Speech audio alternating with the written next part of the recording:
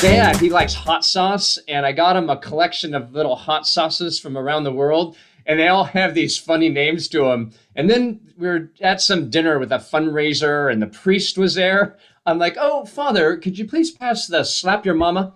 Yeah, it's right there. Oh no, that's the sweaty horns, Father. It's next to that. No, that's kiss your butt goodbye. Never mind. Yeah.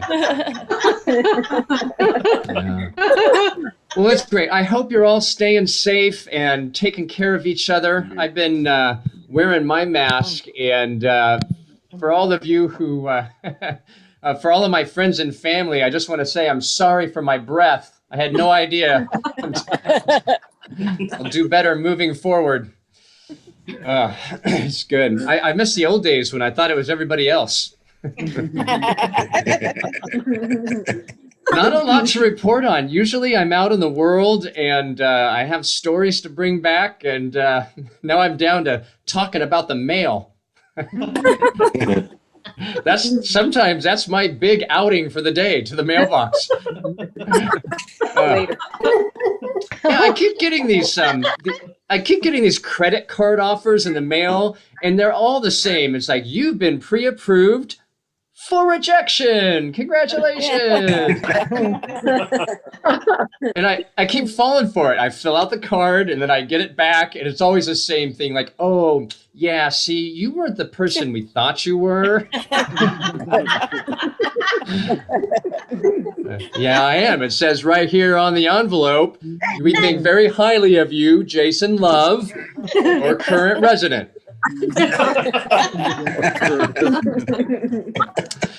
So we have some people here from Vancouver. Hi, Vancouver. Hi, Kentucky. I've got, I don't know if you guys know, I have a nonprofit called Love and Laughter, and we do live shows for the members of the different cancer support communities. And I noticed that Nita Padilla is here. Hi, Nita. She runs the Redondo Beach version of it, and we just did one for them last week. So if you haven't checked out Cancer Support Community, there she is. Woo, Nita.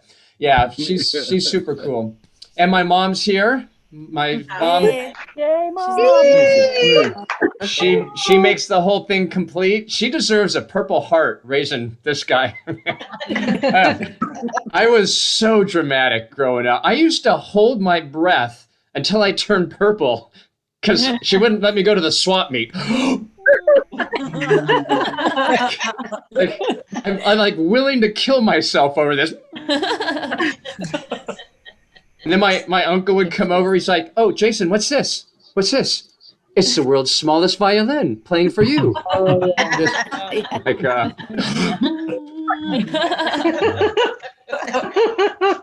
yeah, I've chilled out over the years a little. I'm in the day, I just do battle with the world like everybody else. I get emotional at 3 a.m. Like, I wake up, I go to the bathroom, and then just life catches up with me, and I'll start writing poetry. I'm writing to Patty, who's sitting right beside me. "We've been through so much all these years, and you've been so good to me." But then then I wake up and I get going and I just start doing battle with the world. And by noon, I don't even know that guy. I'm like, "Love, it's 12 o'clock. Let's go. Let's go." "Yeah, I'm not rushing you. You're rushing you. The departure never changed, love. The departure never changed." Then later that night, "I'm so sorry. Sometimes I just get caught up in the hustle bus." So we live in a little cul-de-sac here. And for those of you from in other parts of the country, that's California for dead end. And only in California, it's a cul-de-sac. Raises the property value. Yeah. Your house will have a basement. Yeah. The kids on our street have taken over. It's every time I come home, I'm on their playground. They're in the street, and it's this high-stakes slalom course that I'm going through. And the whole time they're giving me the stink eye, like. I'm like, "Yeah, I'm sorry. My helicopter's in the shop. I had to drive on the street to get home. Taken over. They got the sidewalk chalk, all over the place. Like Hello Kitty joined the gang. And the parents are the enablers. I mean, I know they want it to be safe, but we have a park. We have a park with swings, and that's where they should go.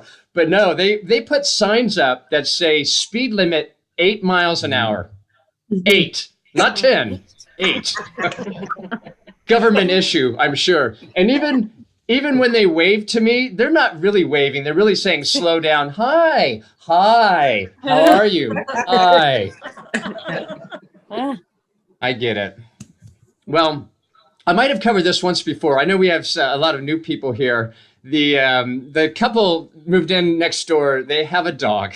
And the dog barks, I don't know, 5-6 hours every day. And here's my thing. If a person walked outside and just shouted at the sky for 6 hours, hey, hey, hey, hey, hey, hey,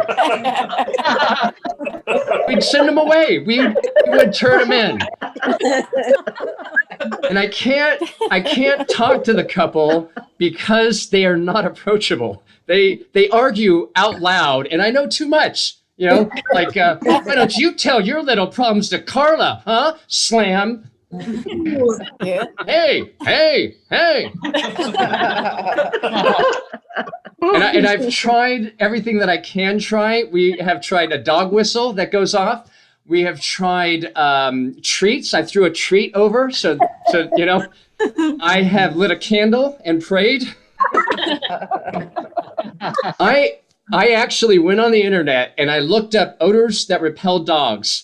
And I put together in my own little lab, in my Petri dish, ammonia, Fuegarita fire salt, my own proprietary blend. And then I went to spray it over the fence and it blew back on me. Hey, hey, hey, hey. So I'm out of ideas. So here's what I'm going to do. I'm going to hold my breath. Here's what I'm going to do. I'm going to make like a steamy love letter, and I'm going to put it on their doorstep, and I'm going to sign it, Love Carla. Yeah, because one of them is going to leave, and there's a 50-50 chance they're going to take that damn dog with them. 8 miles an hour at a time. Just okay. So your next comedian, I don't even know if he remembers this. I worked with him at Rooster T. Feathers in Northern California like 8 years ago. But I hear him on Sirius XM all the time. He was a writer for the Last Week with John Oliver, all the way from New York. Put your hands together for Josh Gondelman. Hey, thank you so much. Oh my gosh, what a pleasure! What a pleasure to be here amongst you all. And by that I mean in my own home. This is where I am. I've been here with my wife and our dog for the last 10 months, and so it's been very exciting. My wife and I are getting closer. We've been married almost 4 years, and we're getting closer all the time. We took our relationship to the next level. By that I mean she cuts my hair now. So intimate. That's more intimate than anything I've ever done with a woman I've been partners with. Cutting your hair, that's so much. You can meet a stranger, have a wild time together, right? But the next morning you can't ask her to shave the back of your neck. No such thing as a one-night trim. It doesn't happen. I have friends who are single, and I feel for them. My heart goes out to them. In the pandemic, it's so hard to date, right? Like you've got to be safe, you've got to be careful. So I've been trying to help pair friends with each other. And I asked my one single friend, I said, what are you looking for in a guy? And she said, I like a guy with good forearms. And that was the first time I ever considered that forearms could be good or bad. I always considered them value neutral. Like, I don't know if it's a guy thing. Like, I don't want to be like, to make a big deal of gender be essential about that. But I will say, as a man, I find the forearms and towels, I think of them the same way. That to me, they're all basically the same. And the ones I've been working with for like 30 years. I said, what makes a good forearm? Is it length? Is it girth? Is it having a thick coating of hair, like the reeds of a Florida marsh? She said, what I'm into is I like a muscular forearm. And I was like, I get that. You like a guy who's been working out, taking care of his body. And then she said, and I love a forearm I love tattoos on a forearm. And I said, that doesn't count. Those are accessories. Tattoos, you put those on, you can just have those, right? That doesn't make a forearm good. That's like me saying I have a great head of hair and that I own several hats. Put on a hat, my hair looks terrific. I don't think about forearms at all. If you were to ask me what my forearms looked like, I would tell you that they extend from my elbow to my wrist. And if you needed to know more, you can look at pictures of me. That's all I know. Here's how far it goes. Here's how little I think about forearms. I am a married person, as I mentioned. My wife and I have been in the apartment nonstop for almost 11 months. I gaze upon her every day adoringly for hours. It's unsettling. She tells me not to. But if she disappeared and someone told me, Josh, I think I saw your wife, but you have to tell me what her forearms look like, I would go, I guess she's going to stay missing. I think that's the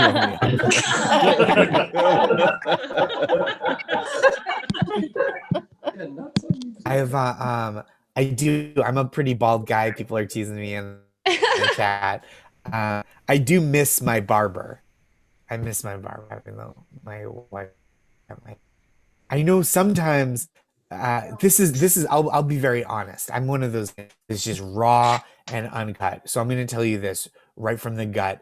I'm jealous of the relationships my female friends have with their hairdressers. That's right. I said it. I went there. It's not the talking during the haircut. That I could take or leave. I could have that in my life. What I really am jealous of is the part that shows up on Instagram after the haircut is finished. I want that so bad. Right? You guys know the pictures, right? I have friends who are women. Again, not to just like brag about my wild show business success, but I have friends who are women. And sometimes one will get a haircut and she'll want to show it off, which makes total sense. It's nice to feel good when you look good. And it's always the same genre of photography, right? It's like her and the hairdresser in front of the salon, like they just bought it together. We're holding that day's newspaper to prove it's not a hashtag Throwback Thursday. And there's always like a sweet, exuberant caption like, thanks to Becca at Curls Before Wine Salon for the fresh cut and color. Hashtag new do, new you. And then underneath, Becca the hairdresser posts like, gorgeous. And it's like, we know what you're doing, Becca. That's incredibly transparent. Still. There's so much alike there, right? There's feeling good about your appearance. There's having a friend, supporting a local business, all things I aspire to. But as a bald white guy, I'll never have that relationship with my hair care professional. I have a very different relationship with the guy that cuts my hair, starting with the fact that I've been going to the same dude for 3 years and I don't know his name. Because he won't tell it to me. He doesn't know my name either. That's, to be fair, he doesn't know my name either. And that's because he doesn't care what it is. And why would he? Why would he care? Why would he want to know anything about me, right? I come in once a month, mostly forehead. Give him $25 to make me all the way forehead. And I disappear for a full lunar cycle. Why would he invest in that relationship? It's like learning the name of a moth. This is how far it goes. I don't even know the name of the barber shop. That's true. Because why would I? Why would I need it? I didn't look it up when I started going there, right? I didn't read reviews. I don't have a Yelp-worthy hairline. To really mess up cutting my hair, you would have to straight up chop my head off. Even then, I'd be like, 2.5 stars. He really went for something.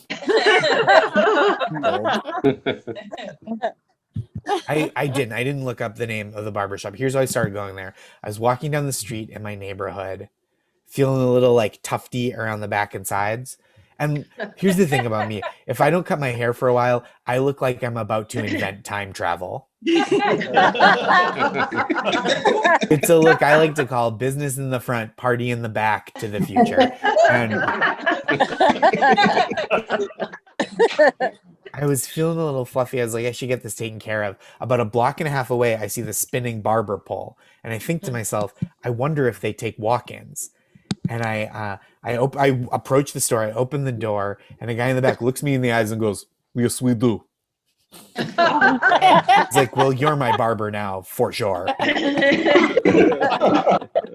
don't care. I don't care what the reviews say. If you can read my mind, you're going to cut my hair till one of us dies. Probably when you chop my head off. I will say he's got an accent. I know it's a Russian spot. I'm pretty sure it's a front for a uranium mine, but I can't prove it yet. So I've been thinking about it because I've been going there for a while, and I've been thinking about it. I think even if I knew the requisite information, I don't think I would post about my barber on Instagram. And it's not because I'm like there's like a machismo at play that keeps me from considering my appearance in the context of that other man, right? I understand masculinity is a prison, even with these feeble bars. Feeble bars, of course, also my rap name. It's not, I'm not withholding. I try to be generous where I can. The real reason I don't think I would post about my barber shop on Instagram is because my barber seems like he has enemies. I don't want to be the jerk who alerts them to his whereabouts. Like I feel good after the haircut. I post a picture. I'm smiling, feeling terrific. He's frowning like he has been since he left the old country. I'd post like, "Thanks, big guy," right? Because that's what you say when you don't know a dude's name. You just make it bigger than you. "Thanks, big guy." "Thanks, boss." He's your work superior for some reason. "Thanks, boss, for the usual business" up top. Hashtag same do, same me, I guess. Guy underneath, a guy I've never met before named Sergey, just posts, "Dmitry, I found you at last. The days are numbered. Also gorgeous." You know what? I'll take that compliment. Thank you guys so much. This has been such a treat. Have a good night, everybody. All right. Fantastic. Great job, man. One more time for Josh Gondelman, everybody. Josh Gondelman. You also got some nice comments there in the chat section. Bob Pratt says he loves your kind of humor, and Arturo Herrero was LOL. And Sue McDonald now. Also, I was going to show you about the next show. Please do mark this on your calendar. And we really appreciate that you share the show with friends. It's how we get to this number of people. And then, of course, we bring you the best comics. And then you, the big X factor, being a great audience is what makes this so much fun. And also, I had to kick that guy out again. Who was here last week? Remember I had to kick somebody out? Yeah. Came back, and I had to boot him again. Yeah. Yeah. It's hysterical. I gotta put down the iron fist sometime. Okay, and it's only because I respect these really talented comedians that I'm trying to make it as comedy club-like as possible. And so that's why I have to do that. And sometimes I'll mute people. Don't take it personally. It's usually feedback. Okay, your next comedian. I have gotten to work with him a bunch of times on Norwegian Cruise Line, where he is like all-star super stud. Everybody loves him and follows him off into all the ports so they can play with him. He has been on BET's Comic View. He was in the iconic film Barbershop. Speaking of haircuts, put your hands together for Frank Townsend. Hey, what's up, everybody? How y'all doing? Can you hear me? Can you hear me good? Yeah. Cool, Yeah. cool. This is very strange. I've never done this before, and I'm actually in your house. This is creeping me out. Because usually from the stage, I have to judge you as a person just on how you look. Now I'm looking at your background. Makes it a lot easier. Oh, you people that have your little personal backgrounds up, what are you hiding? You're not hiding something. That's all you. I want to see real walls and stuff behind the house. And right now, I'm at home with my wife and my son. And when you're a parent of a school-age child, it makes things harder. It's one more thing to worry about with the pandemic. It's like when we went home and we had to do school from home, I was wondering how was he going to be with socialization? You know, he misses his friends and stuff. He don't miss them at all.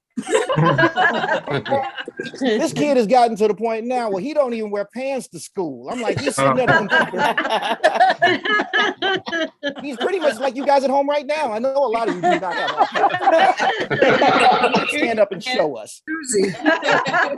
Please don't. It's not what we need in this show. But it's all been so much like, because I'm in Chicago and we just got hit with like 18 inches of snow. I'm supposed to be on a cruise ship right now. You don't understand my pain. I'm supposed to be somewhere with my shirt off. If I go outside, take my shirt off right now, I will die. This is not the life I signed up for. And I know it's not Norwegian's fault, but they've changed me to the point where I'm used to a certain lifestyle that they've provided for me. Now that they've cut me off, I understand alimony a whole lot better now. It makes they owe me. Like my son up there, he's 10 years old. No, he just made 11 now. My son. I still remember, he's my only child. And I still remember when we were first having it. My wife said something to me that didn't make sense at the time. She said, I think I'm late. Now, ladies, when you tell your man that you're late, he has no idea what that means. Unless he's a doctor, this man thinks when you're late, you have a window of about 10 to 15 days that thing can fall in and you're just fine. He doesn't know you're sitting there like, it is 8:45. Where the hell is this thing at? So when she said it, it was in one ear, right out the other. So about a week goes by, she takes a test. She finds out she's having my child. Now, when I come home, she's going to try to find a cute way to tell me she's having my baby. But it's based on me remembering that she said she was late. This is where you mess up. I'm a man. You can't talk to me like you talk to a woman. As a woman, I can tell you a part of a story today. I can give you the second part in a week. I can give you the third part in a month. Because you're a woman, the minute I give you that last part, your mind snaps it all together. Ladies, when you're talking to a man, every time you add something new, you got to start all the way from the beginning. Every time. If you don't start off with, do you remember when I told you, he's going to be lost. So when I come in the house, this is exactly what my wife said to me. Guess what? I peed on a stick today. And I'm sitting there, why are you peeing outside? The neighbors are gonna see you. Like, I'm having a baby, you dummy. And it made me feel kind of good because I always wanted to be a father. So at that moment, I decided I was gonna be the best father I could be. I said I was gonna read all the books I could. I was gonna go to all the doctor's appointments. I even decided at that moment that I was gonna be in the room when my child was born because I'd heard childbirth is beautiful. No, childbirth itself is beautiful. My child being born, literally the most beautiful thing I've ever seen. But the actual child, that's a whole nother story. They don't put that part in the books. I mean, this kid came out looking all kinds of ways. And what y'all don't understand is my wife is pretty. If this kid don't work out, everybody's blaming me. Right now it's not looking good because he's looking like Gollum from Lord of the Rings. So I'm trying to do anything I can to help the situation. You know, when they put him on that table, when they put those heat lamps over him, I'm trying to push him closer, get it up to 375, because I figure he's not done yet. That didn't work. I panicked. I turned to the doctor and I was like, hey, man, you got to help me out. You got to give him a shot, a pill. I know you got some type of cream you can rub on to make this situation better. And the doctor was really cool about it. He's like, hey, there's nothing wrong with your son. I see this all the time. All you have to do is give it a little bit of time. He's going to fill out. You'll see what I'm talking about. Brand new baby. Happens all the time. I was like, okay, I felt better about it. It's like, okay, so we're going to leave him here at the hospital. He's like, no, you got to take that little bastard home with you. Especially him scaring all the other babies. So you take him home. You put him in the crib. And you wait. And you wait. He didn't say how long. Just said wait. Has anybody in this room ever had to wait for ugly to get cute? Well, it takes a long time. And then people start calling you. That's when the pressure really builds. Because now they're like, hey, when can we come see the baby? You're like, no, not yet, not right now. Gotta wait for his immune system to catch up to his face. Nope, not right now.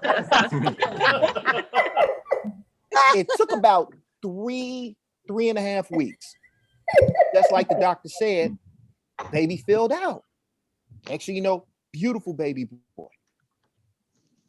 One night, we were putting him to bed, and we had that moment that all parents have with their first child. When the gravity of the situation hits you, and you realize that you created a life. My wife put him in the crib, and I'm standing there, and I got emotional, and I said, I can't believe we made this beautiful baby boy. My wife says, yes, I know he's beautiful. And I say, yeah. So I was a little worried at first. She was like, damn, me too. Did you see him? I was worried about him. I was going to blame your family because we don't do stuff like that. I'm glad it worked out for him. But in the grand scheme of things, if he wasn't the best looking kid, at least he's a boy. I mean, we all know, everybody here can say this. Let's just say you were going to have a child. God himself came to you and said, I'm going to make sure your child is a good person. I'm going to make sure that they're great at life, but they have to be ugly. But I want you to choose. Which one would you choose, an ugly boy or an ugly girl? You're damn right you want an ugly boy. If you got an ugly daughter, you got to pay for her for the rest of your life. You got to pay her cousin to go on prom with her. She's gonna be 48, still at house. She would be at the COVID house with you right now. No matter how ugly your son is, he still got a shot at life if he can figure it out. Oh, no. Ladies, if he got the right job, the right house, the right stock portfolio, the right benefits package. Ain't that ugly dude kind of sexy? A couple of these faces ain't laughing, fellas. What's wrong?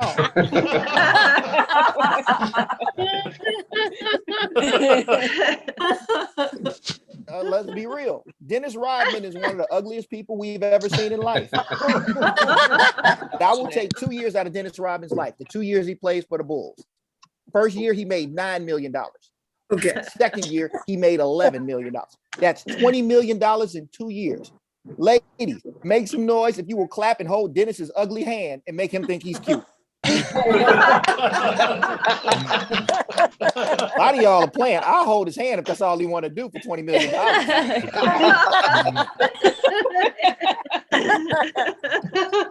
I appreciate you all for letting me into your homes. And this is actually my first Zoom, so I'm getting used to it and all this because I was trying to hold off, but I'm running out of stuff to do because it's either this or OnlyFans, and I haven't worked out in a while. I appreciate you guys. Thanks for having me. Oh, man. Frank Townsend, everybody.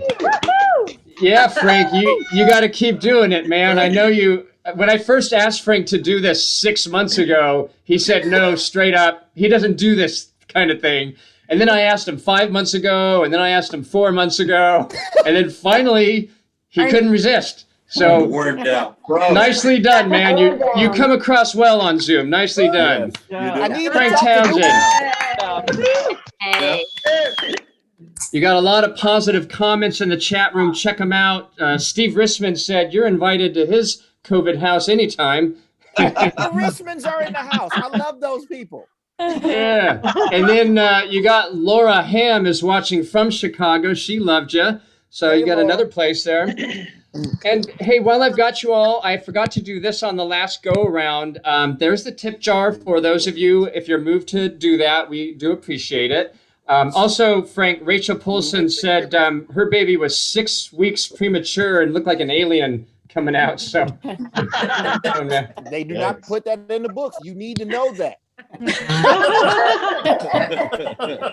not in the manual.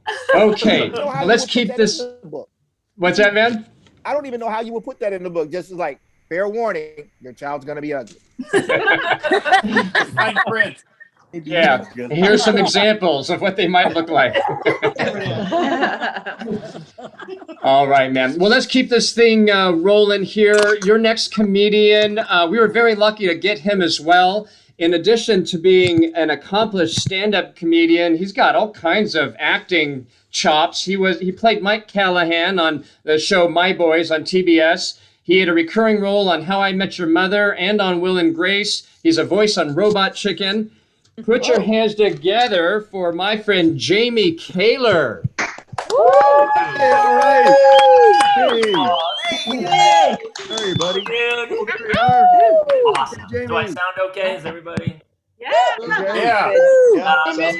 Like Frank, I am just honestly, I'm happy to be here. And honestly, I have kids. If you have kids, who has kids? My set is dedicated to you. And if you don't have kids, get ready to sit back and feel great about your life choices. Exactly. Just so everybody's on the same page, I am a 56-year-old man with 2 kids under the age of 7. So I'll let you do the math. I know I start at the beginning, but you know, I don't really have much time left, so I'm just going to cut right to the end because I'm hanging on by a thread at this point. Having kids at my age is kind of like getting a DUI just as you pull into your driveway. I thought I was home safe. No, Jamie, you're on the left and you just went bankrupt. I have actually been really active during the pandemic. I went back to school, not to brag, but I'm a double major of kindergarten and 2nd grade. I didn't enjoy them the first time, and I'm enjoying them way less this time. My wife works full time. I am literally homeschooling 2 kids right now. But at the end, apparently, I will receive a degree in pain management. It's not an actual degree, but I am really learning how to deal with pain management, and that is alcohol. It was pretty much a symptom. You know what's crazy to me? Does anyone else who's homeschooling their kids? I never thought about it until now, but do you remember those people like 2 and 3 years ago that you would talk to and they'd go like, "I'm homeschooling my kids," and you were like, "Whatever." Now you're like, "That person's a lunatic." Literally at your point in life, we're like, "Yeah, you know what? The school's not doing a good job. I think I can do better. Then you should be locked up because you are criminal." You're not an active part of society at this point. You're a real problem here. So, my daughter and I took a math test today, and I graded it and sent it in. I got a 40 out of 43 on a second grade math test. So she's like, "What's my grade?" I couldn't even figure out what 43 out of 100 was. So I was like, "I don't know." It was like, I don't know, it's 80, 90, whatever. Who cares? Just get to 3rd grade. And actually, this is true. I begged my wife to just hold them out, just keep them out a year, and let them and go. We'll just keep them back a year. Who cares? And she was like, "What are you, insane?" I go, "No, they'll skip this year. They'll jump. And think about it, in high school, they're going to have an extra year of growth. They're going to be athletic superstars."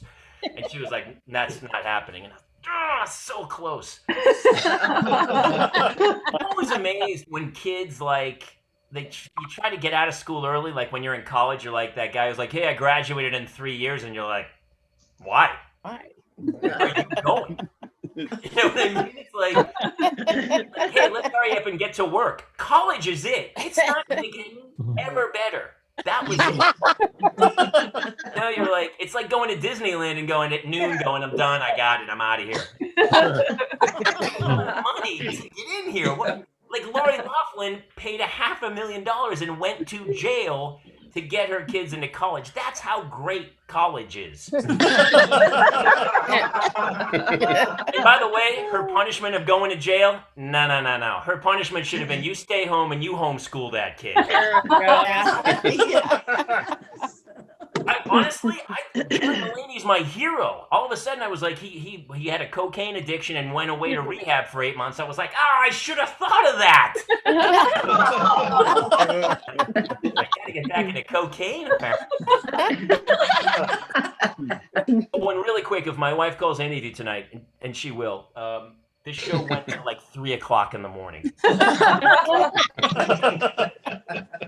Oh, it's so yeah. I always love when they send like a 14-year-old kid to college. You know, like they don't want to hold him back. They're like, "We don't want to hold him back. He's too smart." At 14, he's at Harvard, and you're like, "Hold him back from what? Losing his virginity at 30? What are you, a lunatic?" Get straight A's all the way through. Take his time, and then hopefully he won't become the Unabomber now because he played ultimate frisbee one semester. Just relax. I'm 56 and my daughters are 5 and 7, and it's criminal. It's really. Like when I watch TV now, I'm like, "Hey, who's on 60 Minutes this week? Maybe a reverse mortgage is for me." Why do you? That's Joe Namath wants to sell me insurance. That's my brain set, and all of a sudden I have to go back to like a 5-year-old and stuff. It's crazy. But is anybody like watching so much TV? It's insane now. Like we're trying. Like at the end of the day, you try to watch TV, and I talked to my friends. Josh had said, "Hey, I felt bad for my single friends." No, I don't. No. The other day, he's like, "Hey, did you see that new movie?" And I go, "Yeah, I did. In 20-minute increments over 3 weeks." That's how we watch movies now. You don't have 2 hours to watch a movie in a row? No, I don't. No, that's not. I'm just, by the end of the day, I'm so tired. I'm hanging on by a thread. The other night, I watched a vampire film, and I wasn't scared at all. but I thought the coffin looked super comfortable. That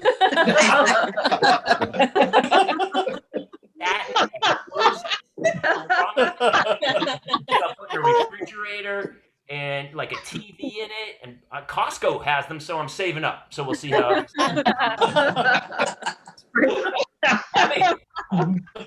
Having kids also changes. Like you can't watch movies anymore. Like when my wife and I can't even decide because she won't watch anything that has violence, and I don't feel like watching Love Actually every day of the year. I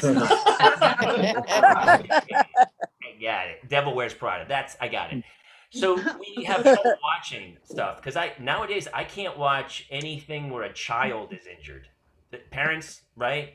Now, Right. anytime a kid's injured in any show, I can't watch it. Like, and my favorite movie is Jaws, and I really can't watch it anymore because all I can see is that poor kid getting eaten by the shark. And the movie should just be called The Mrs. Kittner Story, Alex's Tragedy, because after that, the whole movie's over for me. And by the way, they knew there was a shark in that water, and they let that kid go swimming.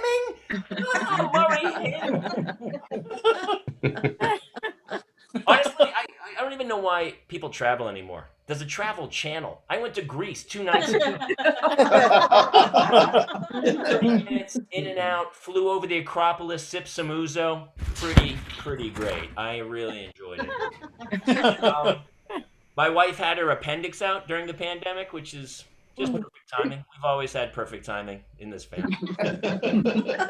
And she was like super bummed, and it was tough for her. She had an appendix out, but you know what was really tough for me was trying to keep 2 kids quiet in a house while she recovered. Like it was just this nightmare of like, shh, mama's sleeping, and she was like screaming and stuff. And by the end, I was like just punching myself, trying to burst my own appendix.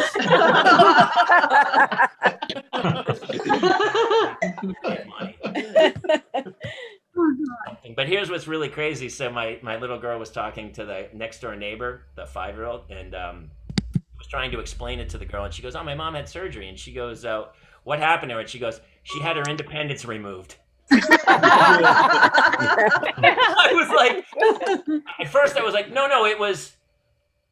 No. Oh my No, I had mine removed the day we got married, so it's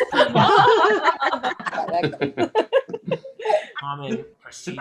A lot of people, my daughter has been sleeping, and she like wakes up and comes into our bed at night, and she, it reaches that point when they lay next to you where they're getting to like at first when they're babies, you just get up and you put them back in the crib and stuff, and you're like, and you go back to sleep. But they're getting to the weight where it's a major decision. It's like Sophie's Choice at like 2 a.m. Because if I let her sleep in the bed, she kicks me all night and I don't sleep. But if I pick her up at like 50 something pounds and then stumble down the hallway and smash her head on the door step on things and try to put her in, I'm up for the next 3 hours anyway because my body's shaking. I was walking down the hall and I banged her head on the bathroom door. Bang! Like, what was that? And I go, "That was my knee." Also, don't worry about the college fund. We're not going to need that anymore. Grade school, maybe tops at this point. So we had this huge, so she kept coming in, and I said, "What's happening? Why are you doing this in the morning?" And she goes, "There's spiders.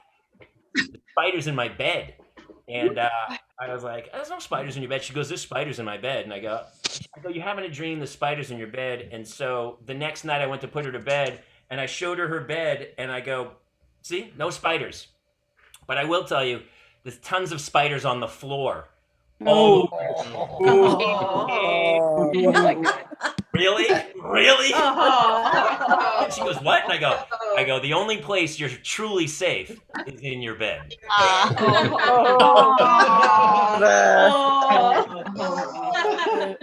College fund, and we'll apply it to her therapy, I believe.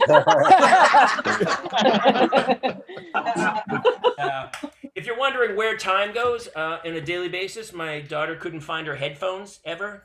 And I was like looking for her headphones for like an hour, and she goes, "They're not under the couch." And I said, "Okay." And then we looked for an hour, and then again, I go, well, we should look everywhere. She goes, but they're definitely not under the couch. So I immediately knew the headphones were under the couch. So I went under the couch and pulled them out. She's like, I knew you were going to be mad. And she cut her headphones. Just, she got new scissors that day. And you're like, I chose to. So we went to Target. And this is how bad of a father I am. We got to Target and she goes, hey, we're at Target. Can I get a toy? And I was like, nah, whatever. All right, I'll leave you with this. I think as a parent, I think George Foreman is the smartest dad who ever lived. Everyone know why? George Foreman has 5 sons. He named them all George. Yeah. Good. 5, right? And before I had kids, I thought that guy's an idiot. What an idiot. Who does that? Now I have 2 kids, Hannah and Claire. I never get their names right. Wife's name, the dog name, old girlfriend's lamp, just words come out. I think George Foreman's pretty smart because all he has to ever do is go, hey, George. And the first one that pops his head up, he goes, get over here. I got something for you to do.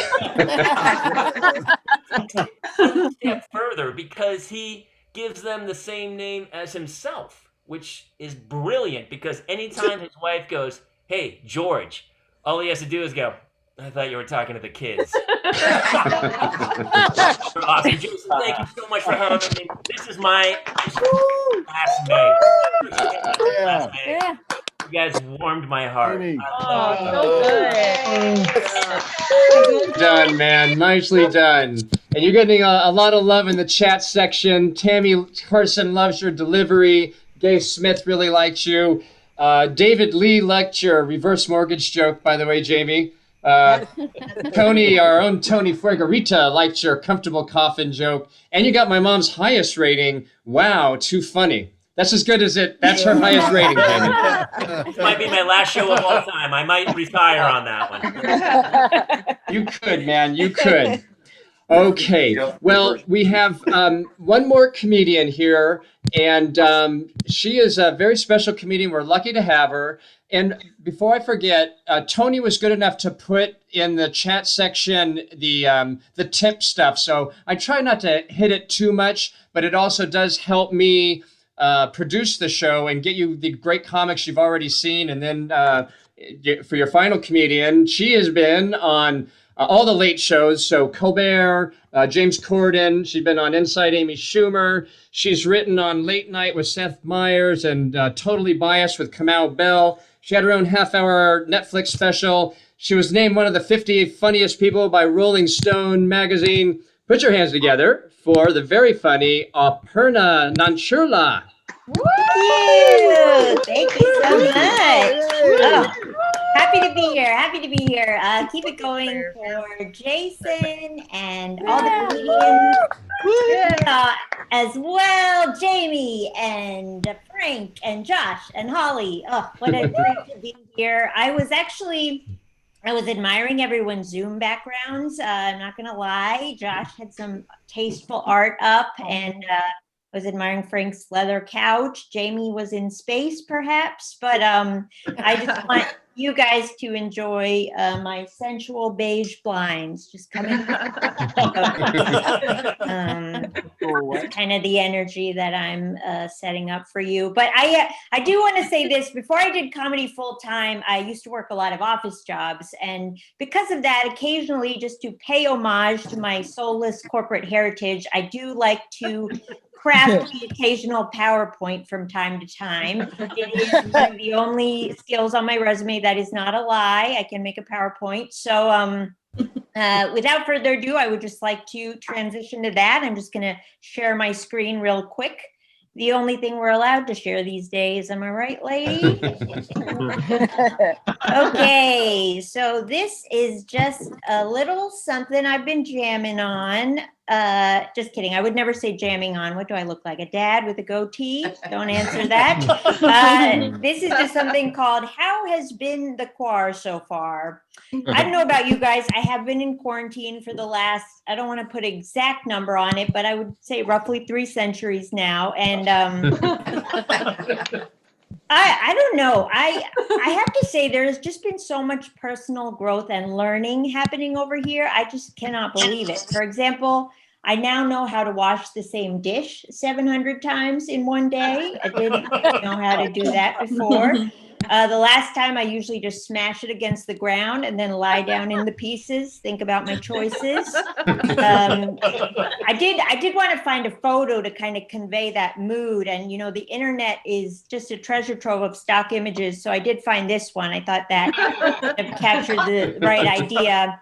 I love a good stock image. Even better than the photo itself is the description of the photo. It's just always so vivid. The one for this one was just angry woman smashing plates after being stood up.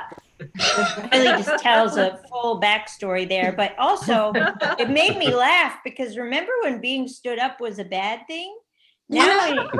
Now when you don't show up to meet someone in public, you're just being a responsible citizen. Another thing that's grown, my butt. My butt has been growing, not wider, but taller. I have that special quarantine long butt everyone's been talking about. And lastly, learned how to do this. Yes, that was a big week for me, so I needed to show it off. But I have been missing seeing friends and family in person. I'm an introvert and I'm shy, but you know, even social anxiety, you miss it after a while not having it. So I made up a fun game to play with myself at home, and feel free to use it if you too are feeling lonely in your life. And this is all you do. You walk by a mirror in your home really quickly wearing like a hat or a jacket you wouldn't normally wear. And if you do it fast enough, it's almost like you saw another person. Really helps if you look back over your shoulder after you pass the mirror and go, hello. That usually really sells it. But I call this game the Black Swan. And usually, you know, it doesn't leave you feeling connected as much as, you know, scared and a little lost, but at least it's for a different reason than usual. You know, it's a nice change of pace. Here's a quick debriefing. I should have led with this actually. Thank you for that laugh. I needed it right there, and you came in right on cue. I wasn't sure if nudity was okay. That's why I went with the art butt for the reveal. I figured statues safe bet, but I did want to let you know what my quarantine situation is, because I have it pretty good. I realize, like, I'm a self-employed comedian. I work from home. I mean, I make PowerPoints with butts on them, but that is my talent. But who am I to deny you my gift? But you know, I have it pretty good. I don't have kids. Jamie was talking about, you know, all the taking care of kids, so much work. I live with my boyfriend of 4 years. Great news, finally learned his name. It only took a year. I'm still together. Well, I think I learned his name. I'm pretty sure it's Darf, but too embarrassing to ask at this point. But you know, I just wanted to say I have it pretty good, and I know that not everyone has a great quarantine situation. So I just wanted to take a second, check my privilege real quick. It's the right thing to do. More importantly, it's the cool thing to do. Everyone's just trying to be awoke and awake these days. And I've just been so inspired by all these brands speaking up and speaking out. Who to turn to for moral guidance, if not the brands, you know? Like, I don't know if anyone else caught this tweet at the height of the protests last summer from none other than pillar of the community, Gushers. They just wrote, Gushers wouldn't be Gushers without the Black community and your voices. Ooh, just a good reminder, Gushers is at the forefront of the fight for racial justice, but a great reminder, Gushers still in the snack game. I had no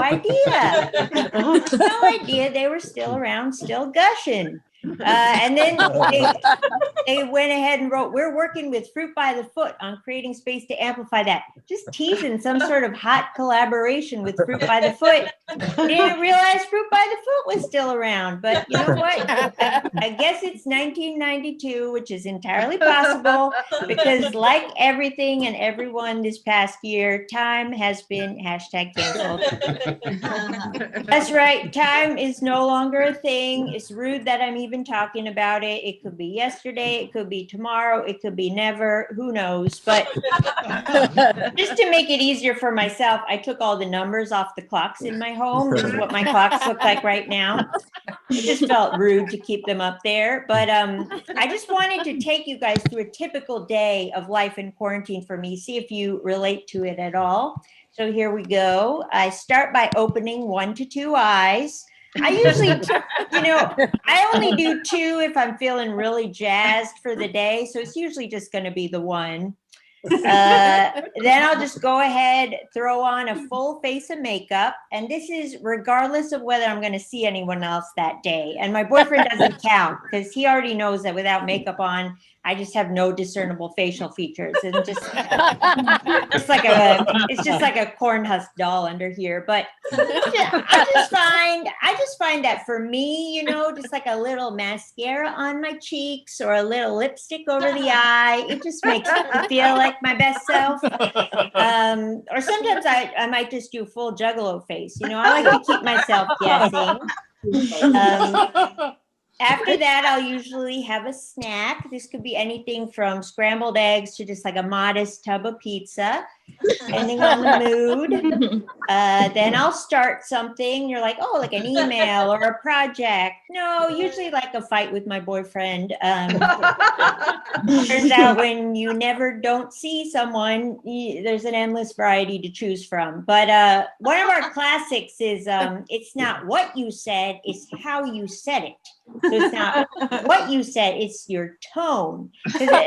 Sometimes he didn't even use words at all, he'll just make the sound of like when you call a fax line by accident. It's like, that's rude. That's unacceptable. So you need to help me. The nice thing about our fights is that we don't have to resolve them. They're usually just ongoing, like we pick them up as needed. I like to think of them as the 3rd season of Bosch on Amazon. Like it's there if I want it, but there's no rush to ever complete it. After that, I usually need to clear my head, so I'll just look out the window. This used to be something I did hopefully. Nowadays, it's sort of the energy of someone who just found out they were trapped in a meat freezer. That's sort of what happens. Then I'll go ahead and do my art. This used to be comedy. Nowadays, just some light screaming into the toilet. I find the porcelain curves really capture the acoustics well. And I was like, I wonder if the internet would have a photo of someone screaming into a toilet. Ask and you shall receive. There is a stock photo for that. This one I couldn't find a description of, so I just went ahead and made up my own one. Businessman who ate beets demands answers. Like that summed it up pretty good. After I do my art, I usually work up an appetite. So I'll have another snack. At this point in the day, usually just gnawing on some cardboard, a quick pudding cup of vodka. And then I'll just go head online, I'll maybe read a few TikToks, watch a few headlines. It could take anywhere from, I would say, 3 hours to 4 weeks, roughly. But yeah, I have been spending a lot of time online. It is a problem. And I don't know if you guys have noticed this, a little bit of a negative energy online lately. One to two stern words being passed around, maybe a disagreement or two here or there. And I am nothing if not a snowflake cuck. It's on my driver's license. So I just need to find those safe spaces where I just can chill out and just, be mellow. And one ancient burial ground on the web that just gives and gives time after time. Craigslist. I'm talking about Craigslist. Still there for us all. I specifically mean the free stuff section. It's going to make your day better. You got to dive in there. I picked out a few gems just over the past year that I found. Here's one. Live garden snails, lots of them. Our backyard has tons of garden snails, and my wife can't stand them in the garden and doesn't have the heart to squish them all. Now, I love this because this couple is just straight up giving away parts of nature. I don't want to presume, I don't want to racially profile based off of just this post, but if I had to guess, I would say maybe white. They go ahead and write. They actually make great pets for kids, low maintenance and fun to watch. Here, they're just fully exploiting parents who have been trapped with their kids for months and months, have really run out of ideas of what to do with them. And they're like, we know what will help. Come grab some of our wet shell snakes. That'll do the trick. This one got me good. Flo Rida autographed photo. Have a friend who is a big Flo Rida fan? Someone humor me and please come take this authentic Flo Rida autographed photo. Now, what I love about this is this person is not a small enough Flo Rida fan to just throw out the photo, but they're not a big enough fan to keep it or sell it. Instead, they're totally fine with just giving it to a stranger for free, which leads me to suspect I do think Flo Rida posted this. This one got me good. Bride and groom snow globe. I don't think I have to explain why a couple trapped in a bubble is a little on the nose for quarantine art. But here's the catch. SI, Staten Island. You got to go to Staten Island to get this bad boy. That's going to be a no for me, bub. This one is haunting. Barbie and doll. I don't have clothes for Barbie. My girls lost them. Now, okay, so at first glance, this is a parent. Their children lost all their Barbie's clothes. And I'm going to stop right there and say, I want to know how that happened. You know, there's a story there. I mean, that Pixar movie might have a bit of a more mature rating, but I'd buy a ticket. Then I thought about it a little longer and I was like, wait a second. I don't think there are any children in this scenario at all. I think when this person wrote, I don't have clothes for Barbie, my girls lost them. My girls is what this person calls their Barbies.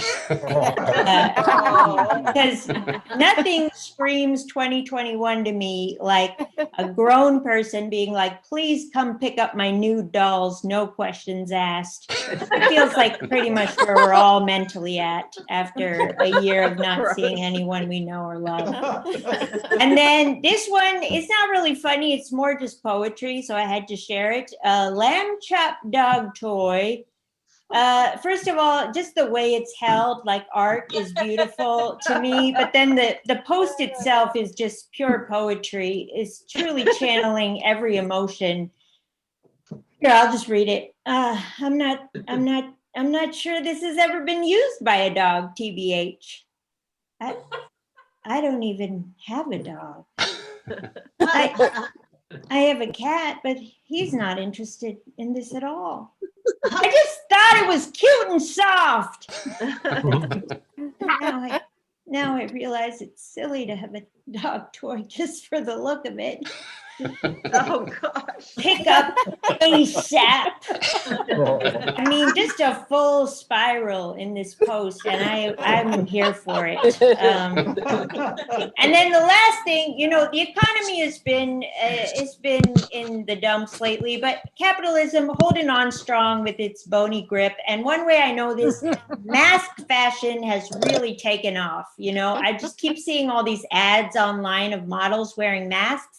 And when I used to see an ad with a model, I would feel weird about my body or self-conscious in some way. But now it turns out if you're selling a product and your nose and mouth are fully covered, it does not matter how hard you're smizing, those eyes are gonna look haunted and trapped.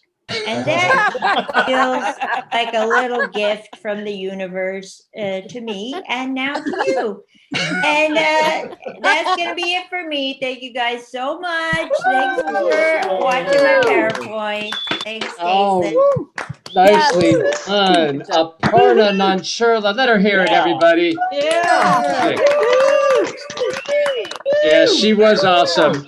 Yeah, you're getting so many comments, Aparna. I can't even read them all. But amazing, awesome. Aurora Castro was laughing on the floor. Patty Jenkins loved your snowflake cupcake joke on the driver's license. That was awesome. And then Bree, who is doing live sounds, she just said you're hilarious. Oh, thank you so much for doing it, Aparna.